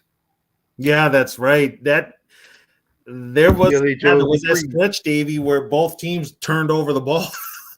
I watched. Yeah, Vikings had 4 turnovers and Dallas had 6. Yep. Bobby Bryant had one for return for a touchdown interception. So defense, Bobby Bryant had 2 interceptions for 63 yards and a touchdown. Seaman had an interception too. Seaman had an interception. Jeff Wright had an interception. Hillenberger. Hildenberg, sorry. I don't know why. I always say Hillenberger. So it does say, okay, so Hillenberger had a sack. Yeah. Larson had a sack. Marshall had a sack. Okay. And they got the sacks listed? For some reason, for the playoff games, they have them listed. Oh, for God's sakes. And then Larson had 2 fumble recoveries, and Tarkenton had a fumble recovery. The Cowboys had the ball down to the goal line, and they were driving.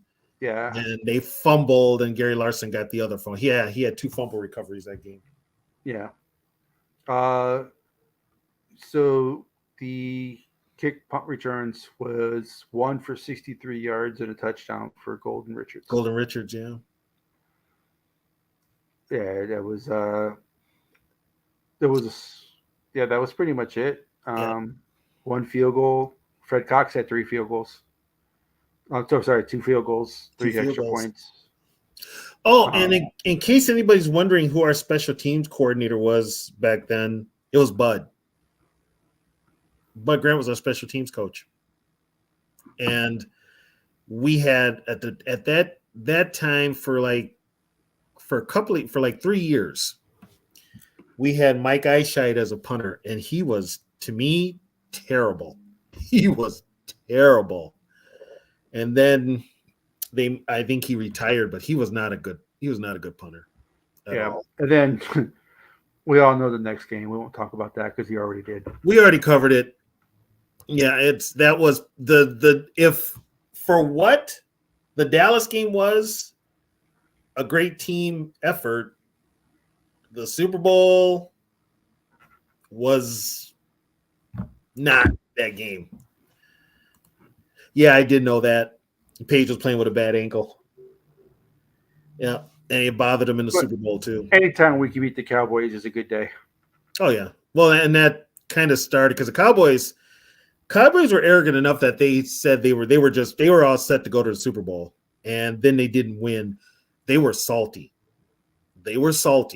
Um, and what's his name was on the rules committee, so he used to try to stick it to Bud any chance he got.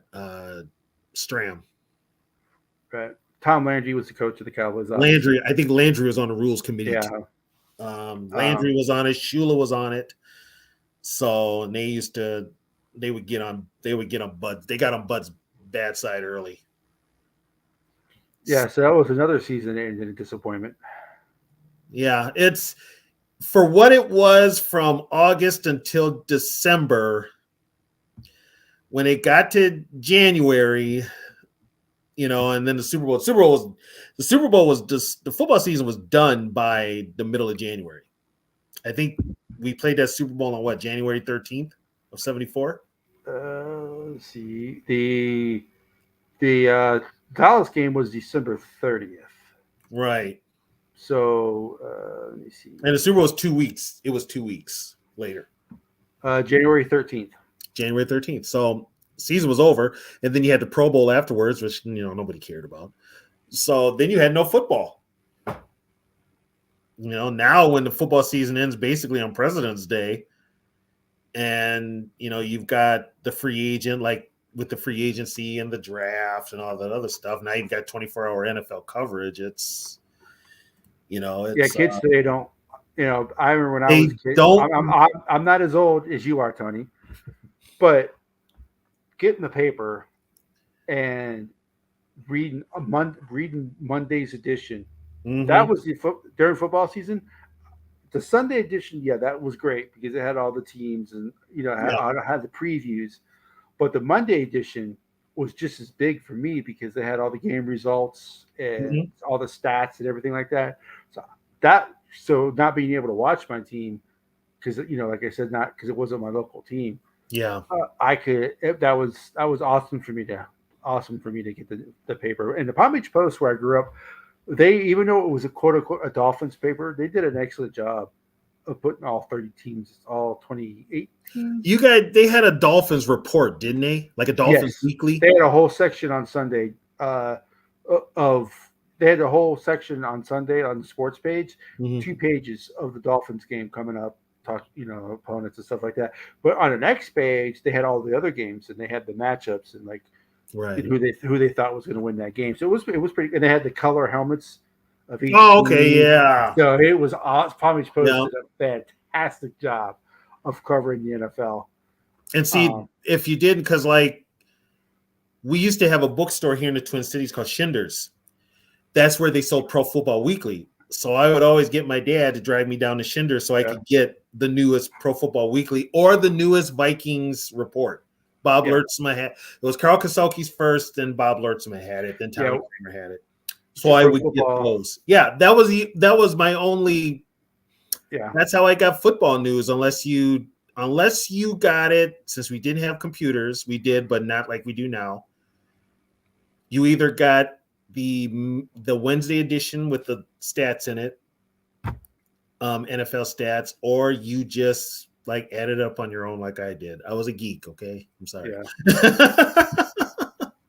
I was a geek. But yeah, I mean, and then for previews, you had your Sunday paper, which it was a small write-up. They got better as time went by. Yeah. But at the time was just a small write-up and then who's playing who. But yeah, if it wasn't for Pro Football Weekly and Viking Report, I'd have went crazy. They did the same thing they did the same thing with college football too. Yeah. Because Florida State, Miami, they did the same thing. They had the season preview and they had all the helmets of the teams that they were playing, and all the helmets were in color and all that. And I used to cut them out, the helmets of the team, and then I would put them on the table or put them on the floor, and then I would have mini games. I had to take a deck of cards, right? And then I put one helmet here, and then I have a deck of cards, and then I would flip the cards over. So whoever had the highest card, quote unquote, won that game. Oh, jeez. So I did like a simulation season. Right. I mean, this is before computers, man. You had to be creative when You you're had to be creative. You had to yeah, be inventive. yeah.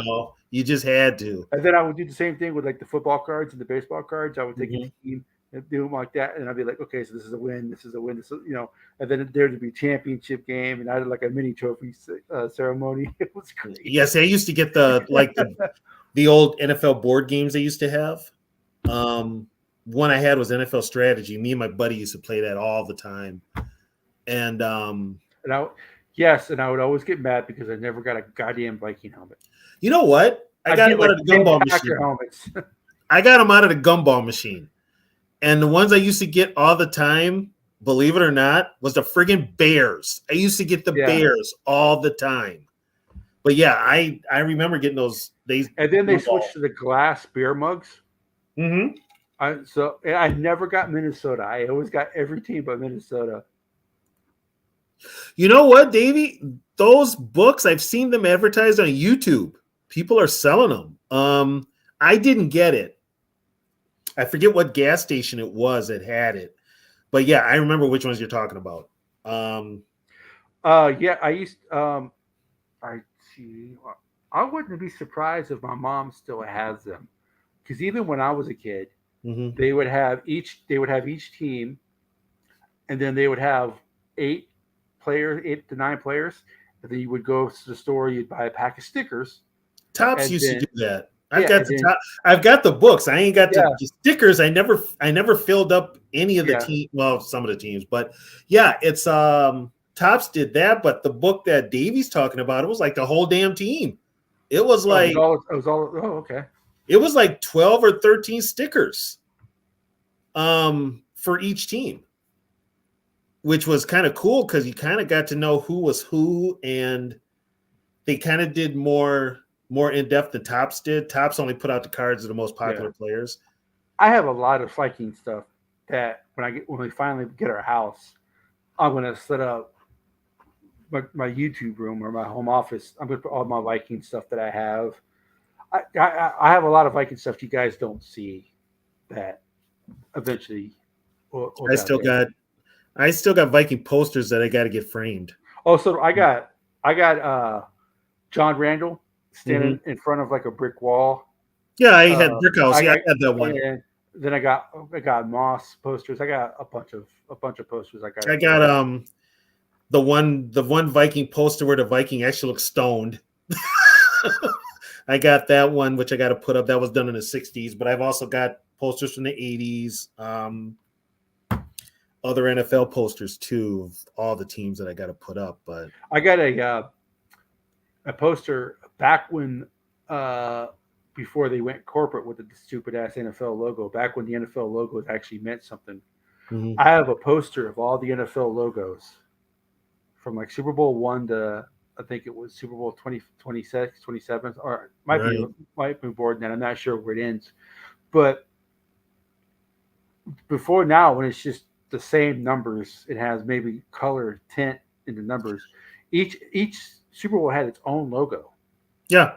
So now it's just a template because they're too lazy to come up with anything original. Yeah. They do that, and it's the same thing with the team posters now, where they used to do like George Bartel did the artwork in the 70s. Yeah. And he would do like individual teams and different styles and stuff like that. Now it's just that whole like generic type of thing. Like if you look at the Viking poster behind me, if you can see it, there's a bunch of the NFL did a bunch of posters like that for every team. Yeah. There was no like nothing individual for that team or nothing. They just basically slap the logo on there and the team logo and sell it and people buy it. I don't think I've ever heard of that. I did hear that. I never saw them. I've heard of them. Yeah. See, my mom probably still has a lot of my Viking stuff. So that's good. She's got more space than I do. So I lost all my cards. I had other books and all that when my parents died. I want to thank my mom. My mom realized the importance of that stuff. She never threw any of that stuff away. My mom hung on to it. It was my sister that threw it out. I didn't go through the house when my parents died. They went Yeah, through the house and they threw it all out. my So my mom got me these. I think they were from the Franklin Mint. mhm. They were baseball cards, but they were ceramic baseball cards. Each one of them was hand painted of like a Hall of Famer, and it had the picture of it, and then on the back it had all their stats. Yeah. But our house got broken into, and that was one of the things that got taken. Mhm. But that was awesome. That's one thing I do appreciate. You hear stories all the time. Oh, my mom did this with my sports memorabilia. My mom did that. My mom never sold any any of Yeah. my stuff. She never My got mom rid of never any of did my stuff. either, but it was other family Yeah, members. That was the problem. I used So to save newspapers because one day I'm like, oh, people aren't. I'm gonna need these. I'm gonna save all these it was, you newspapers. know what? My mom saved the whole 98 season. Because I was living in Minneapolis. She would get the St. Paul paper and save the St. Paul paper for me. I would buy the Minneapolis, but she would save the St. Paul Yeah, paper. I still got Viking updates, the magazine I had in my. mine. I had a Yeah, bunch of them. I don't I have them anymore. they eventually switched to the mag. It was great when it was a newspaper form, and I think when was it Matthew Collier took it over It after Bob Litzmer. Somebody like that took over the Viking update after and it Litzmer turned into a sold it. magazine. That It was turned into a it magazine, was and it still Lertzema, right. but what's his name was running it, and they went into magazine format. Yeah, and it went downhill And once it went to magazine yeah, format. but then like I talked to Bob about that. He said he got out just in time because everything was going over to digital. Yeah, So he and said Viking he got update out is. just in time. I think Viking. I think it's completely dead now because like the Mhm. YouTube channel hasn't had It's a gone. post in like 7 years. Well, you know what else is gone? Pro Football Weekly. They don't even have the they don't even have their own The website magazine anymore. anymore. Yeah, they You have know? the show that they do the picks on, but that's Yeah, it. that's it. That's it. They don't have, and I'll tell you what, that was best because I have a newspaper from when Babe Ruth died. I got that at the Baseball Hall of Fame. oh the J, you know it's funny on that weekend JFK was shot on Friday. That weekend everything was postponed except the NFL. And that Sunday morning was the morning that Oswald got killed.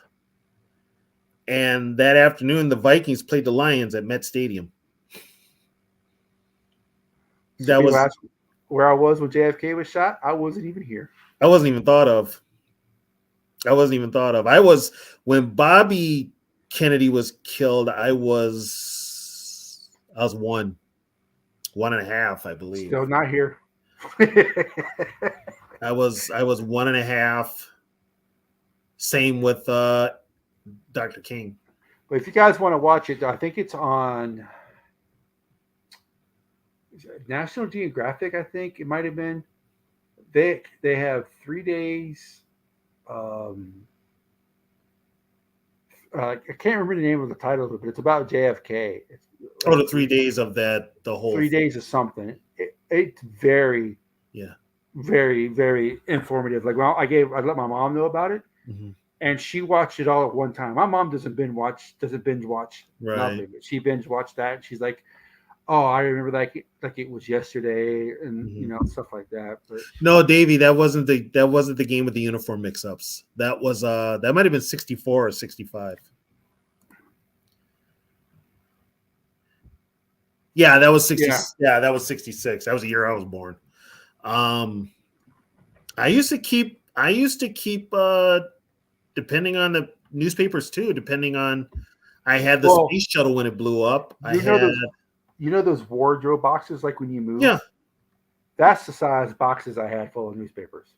yeah, I just and then now this is how I get a lot of the info that I got on Viking stuff. I would like literally, and this is how much of a geek I was. I would skip school. Okay. Hated school, just putting it out there. Um, and I would go to the library and I would read old newspapers that they had on microfilm. That's how I read articles on the Vikings and stuff like that. Um, and kind of other world stuff. But yeah, that's what I would do. You know, There's great books you can find on Vikings. I probably own them. Like I showed one the last time a couple weeks ago. I think Bob Sins is here or something. Sansevier, Bob Uh, Sansevier. he wrote one. I have like 4 or 5 of them. What about Not living in Minnesota, it's hard to get them actually. So, but yeah, there's a lot of them I have, and that's a lot how I learned. You know, uh, plus watching, like I said, the 80s, 90s, 80 like from 80s, like 88 um, to present. I forget some stuff, some easy stuff. Like I was on a quiz show, Mhm. another YouTube channel. They did a quiz show. They're like, give us second round picks. Give us Vikings second round picks from like 2000 to whatever. Well, that's the type of stuff. You know, Mhm. I mean, I got one right. I got Dalvin Cook, but it was like that's like something that's I guess I don't want to say it's not important, but it's not like I'm more about games and players than like when they were drafted. You know, For me, and people are amazed by my memory. I guess is still good, but like I'll just know something off the top of my head, and I'll be like, I don't even believe I answered that question because yeah, it's I don't pay attention at the time, but for some reason, if it comes up, I remember it. It's just weird, you know. Like with the '73 season, I remember because yeah. big part of my childhood. Um, but like just obscure stuff like music and shit like that, and especially rock music. It's Circus Magazine. God, I used to buy that and Hit Parader. Yeah, that's Circus Magazine with the then I can't remember the name of it, but it came with a free demo with like 12 or 13 songs on it from like new and up and coming artists. Yeah, that was Hit Parader. Yeah, so it was yeah. Then I would get Kerrang. I had to go to like a record store that would because that's Yeah. the only place I could find the thrash I was looking for, the thrash bands. And they had Kerrang magazine, so I would start buying Kerrang, and then I started buying Rip. But I got sick of Circus because it was nothing but freaking. It turned into hair metal. It was, and And hair metal, I don't know why they call hair metal metal. It is not metal. Poison is not metal. it's glam metal. It's It's not not the metal. metal. It's glam for me. If I'm thinking metal, I'm thinking like even like Twisted Sister, Judas Priest, Iron Yeah, Maiden, but and then you got your thrash, and it's not metal. you've got so many categories of metal. It's not even funny. But it's not metal. It was metal in the '80s. It's hard rock. It's not metal. It was metal in the '80s. Uh, I, Put it this I way: Dokken was metal. I actually like Dokken, but they were metal. Cinderella was metal. Bon Jovi was metal. Now they're hard rock, but they were metal back in the '80s. well, yeah, I guess even Striper was considered metal. Oh God, Striper. They Oh, played them geez. on Headbangers Ball, so I guess they're metal. A No, Christian band playing on Headbangers Ball. That's something you got to see. oh yeah, they were on Headbangers Ball. I was always Yeah, my argument with like those religious people. You listen to that devil music. By the way, this is a Christian band. they got heat for that. They Yeah, got a lot of heat for that. yeah. They have a song called "Calling on You," and they're talking about calling on Jesus. So maybe you need to slow down on the devil music. Yeah, it was. Yeah, I kind of. They made them. They had them. I don't know what made them do this as a tour. They had them tour with Wasp. So between them yelling to hell with the devil and Blackie Lawless singing "Fuck Like a Beast," I mean, come on. Yeah, yeah, like, yeah. It's like what Wasp was a weird group. I liked them. Yeah, I liked them. Matter of fact, the first time I ever saw Metallica, they opened up for Wasp and Armored Saint at First Avenue. Metallica was late, and they had a big fight backstage. But yeah, that's the first time I saw Metallica, the real Metallica, when they were a thrash band. Not what you get now. well, see, a lot of people wear Metallica shirts, but they don't know anything about Metallica before the Black album. Unless you're wearing a Ride the Lightning album, I'm not talking to you. Well, they don't know anything about. But they don't know anything about. By the way, the original album for the original album named Kill 'Em All Metal was up your ass. Was Metal Up Your Ass. For some reason, Metal Up Your Ass is offensive, but Kill 'Em All is not. Well, you know what's funny? Metal Up Your Ass ended up being their best-selling shirt. Yeah, yeah. Everybody had that one. The only way they could sell it was on a shirt. Yeah.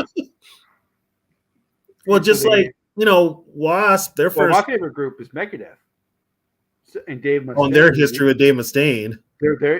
Dave Mustaine was the original lead guitarist Yeah. from Metallica. He was in the band before Kirk Hammett was. He took over for Kirk took over for him. Yeah. Which is funny. They got rid of Dave because he partied too much, but here's the thing, they were partying with him. Yeah. Well, he was a mean drunk and they were all happy drunks, so that Right. mix. But it's like if you like the really good stuff, the really good Metallica stuff, Mhm. Dave Mustaine wrote. Yeah. Trapped Under Ice, Ride the Lightning, Kill 'Em All, The Four Horsemen. Dave Mustaine wrote most of that stuff. Which Four Horsemen is my favorite song by them. Right. And then for Metallica, it's Mechanics. It's fast. The tempo, the beat is faster on the Metallica Mechanics than it is on the Four Horsemen. Yeah, Cliff Burton was Cliff to me was ahead of his time. Yeah. He was ahead of his time. And that's why, like, if you listen to Megadeth, I don't know who in here does, Dave Mustaine is not a singer. He was never the singer in Metallica. James was always the singer. Dave Mustaine and Dave Elfman, when they first got together, Dave's like, who's going to sing? Dave Elfman's like, I'm not a singer. And then Dave Elfman is like, you know what?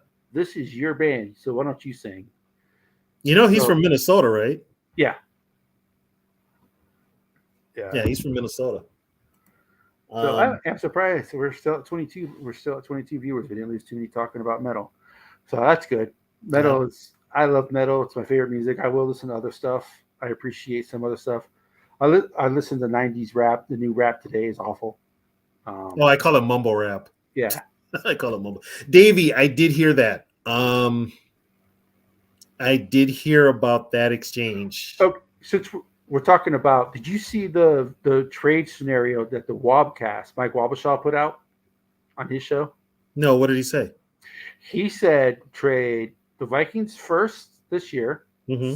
So the first pick, pick 11, pick 48, pick 108, and then a first and second next year, and Cameron Bynum for the first pick. And they're like, would you do that? And they're like, yeah. I'm like, what the fuck are you guys talking about? Fucking wait a minute, who are you trading with? Chicago for the first pick. No. Yeah. No. Yeah. I'm like, what the fuck are you guys talking about? Okay, first of all, what the hell? Why are you helping the division team? After the first pick, they would not have a pick until the 5th round, and then they wouldn't have a pick until the 3rd round the next year for a quarterback this year.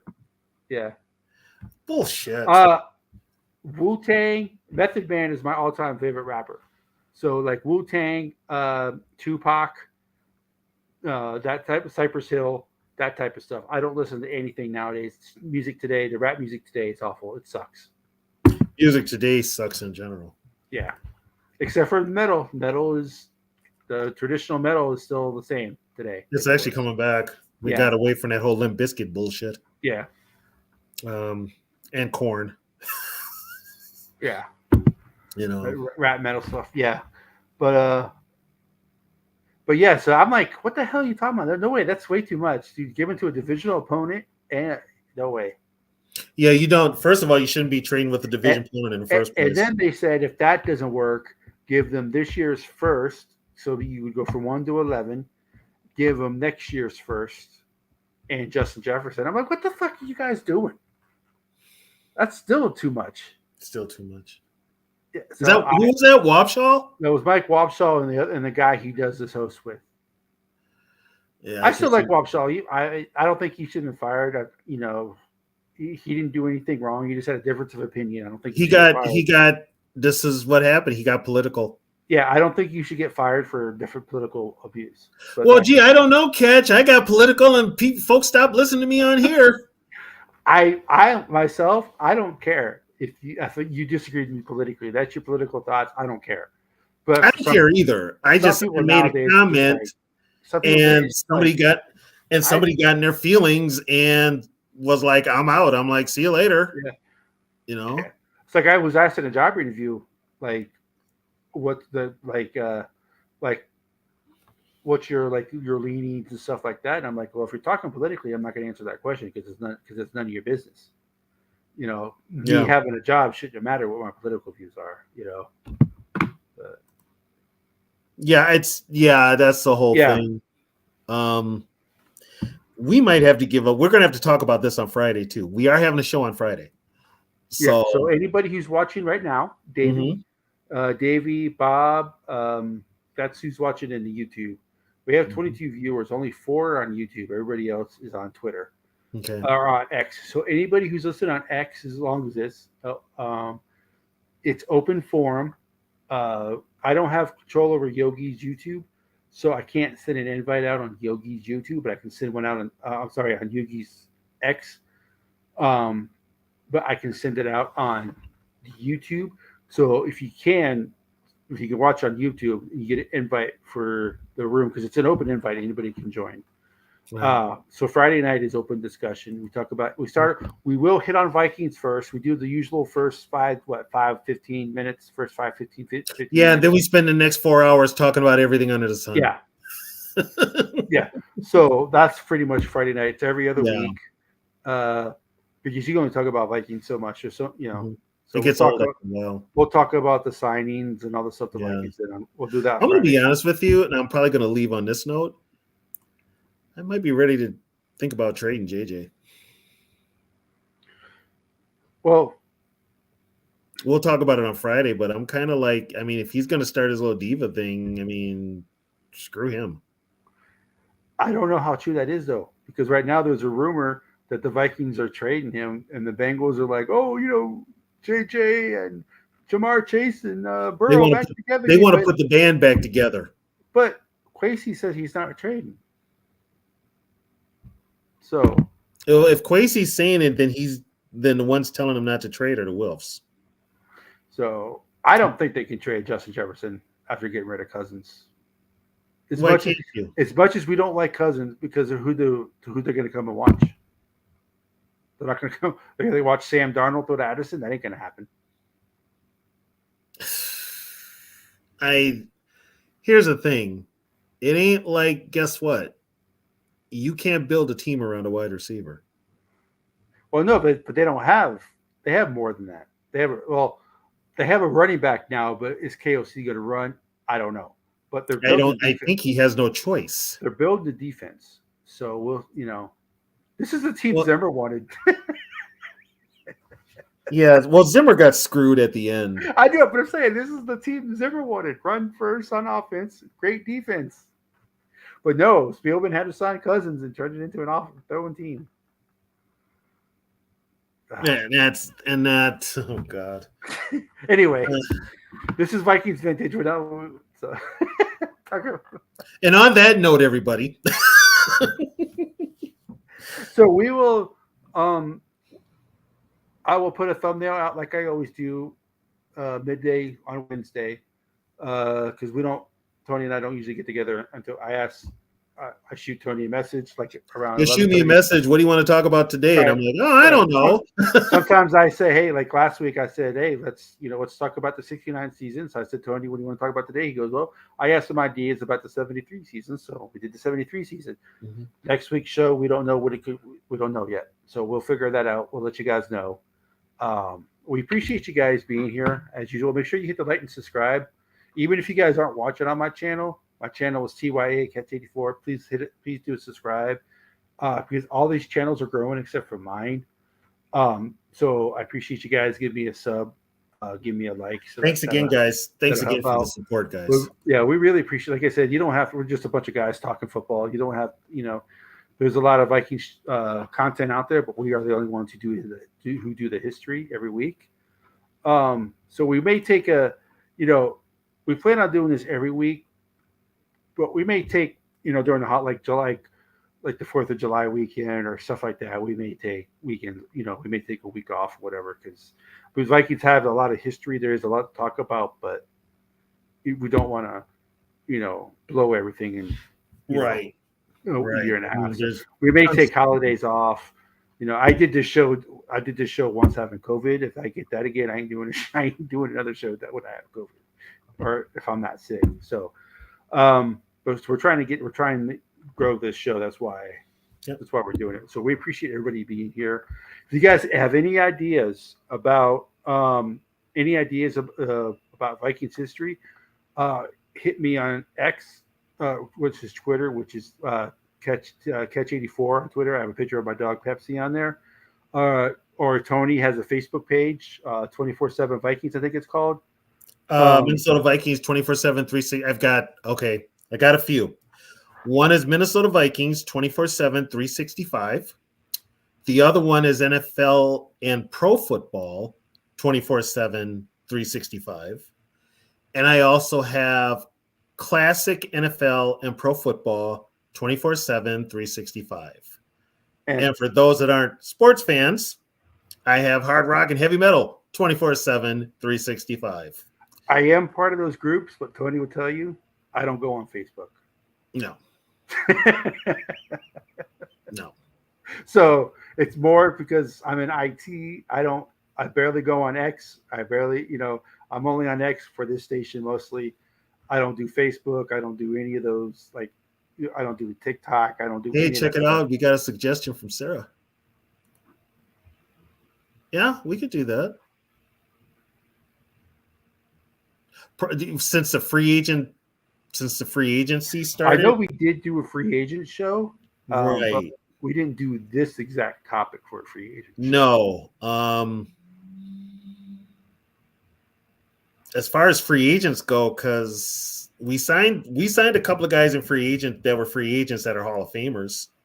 Are we talking undrafted free agents, or are we talking like they played for another team and they signed as a free we agent? We could cover. No, Bob, we're not doing the Herschel Walker trade. We are not reliving that nightmare. No. Well, that could be wrapped into a whole show. The Vikings' best and worst trades of all time. I don't want to talk about Herschel Walker. Gotta have to. Why? It's Vikings history. I don't care. I lived it. I don't want to talk about it. People like Zoe didn't. That's their fault. Read a book. We're gonna have to talk about You want me to sit up here and relive it? I'll put the parental advisory sticker Okay, you know up. what? If I end up in therapy, it's all your fault. We traded all those picks for a guy who didn't even fit the system. God. That's the biggest takeaway. He didn't fit the system. Yeah. Basically, Basically, the Herschel Walker trade. We gave up a bunch of guys and draft choices. and the Cowboys One guy. all the guys we gave them Yeah. And the Cowboys went to the Super Bowl 3 times. yeah, and we barely made the playoffs. So But yeah, the free agent one. The free agent one will be a good about one. Herschel Walker trade. Yep. Thanks a lot, Bob. I remember that. No, we'll do the free agent show since free agents are relevant. Yeah, we'll definitely do the free agent show. Is Herschel Walker worse or Deshaun Watson? We definitely will do a trade show. Vikings worst trades. The Herschel Walker trade is probably the worst trade. I think Herschel because Minnesota gave up the farm. Right, and the Cowboys got 3 Super Bowls out of it. Yeah, the Browns haven't got anything out of it. And it's going to hurt them money. And the Texans haven't won the Super Bowl because of So Vikings. The Vikings Herschel Walker trade, in my opinion, is the worst trade in any sport of all time. Yeah. So we'll do that free agent show next week, and then we'll probably do the worst trades in Vikings history. Then we can do best trades in Vikings history. So we can get that. We still got 2 more Super Bowl teams to talk about. Yep. Well, we've got a ton, and we've got years to talk about where we also have to do the bad seasons. We could talk individual bad seasons as well. I mean, we got 76 seasons, right? We got 58 seasons, right? Was it Yeah, we got what 60 some odd seasons. 61 to 2001 was 40 years. So yeah, so Yeah, we got damn near 2011 60 some odd years. Yeah, 60 some odd years. Yeah. So worse than Ricky. No. I don't think anything's worse than Ricky Williams. No, I say it was worse than Ricky Williams because at least Ricky Williams produced. Herschel Walker did nothing. True. That's true. Yeah, you got to think of it like, I was excited, like, because I was at school and I heard, and I was like, well, who got Herschel Walker? Because I knew he was traded. And they go, oh, the Vikings did. I'm like, yes. And then I got home, I saw the trade details. I'm like, no. Well, we gave up so much, but then, he comes out against Green Bay, plays as that, looks loses good. His shoe, loses his shoe. It was like a storybook beginning. Right. And it was all downhill after that. It was literally all downhill. Yeah. But yes, okay, Bob, we'll talk about it. But if I need therapy, you're both paying for it. That's all I'm going to say. Well, we appreciate you guys being here as usual. Can't do this show without you, so we do. Thank you, everybody, for tuning in, and especially listening to me ramble about Vikings history. Yeah, and when we talked about metal, we didn't lose any viewers. So yeah, and we might be doing a wrestling show. Yeah, my brother-in-law already said that he would do the wrestling show. I just got to let him know what day and time. Okay, so we'll cover pro wrestling. I was watching pro wrestling tonight, so but yeah, thank you everybody for viewing. Gives me a chance to get out there, and I thank y'all for listening to me ramble on about Viking history because nobody gives a damn. Yeah, it keeps my brain working, put it that way. Yeah, and it's like I said, we're the only ones who do it every week. So, but like I said, we appreciate you guys joining us as usual, and we will see you Friday. See you Friday. Vikings, let's win this game. Score Vikings, honoring the name. Go get that first down, then get a touchdown. Rock 'em, sock 'em, fight, fight, fight, fight. Go Vikings, run out the score. You hear us yell for more. V-I-K-I-N-G-S, score.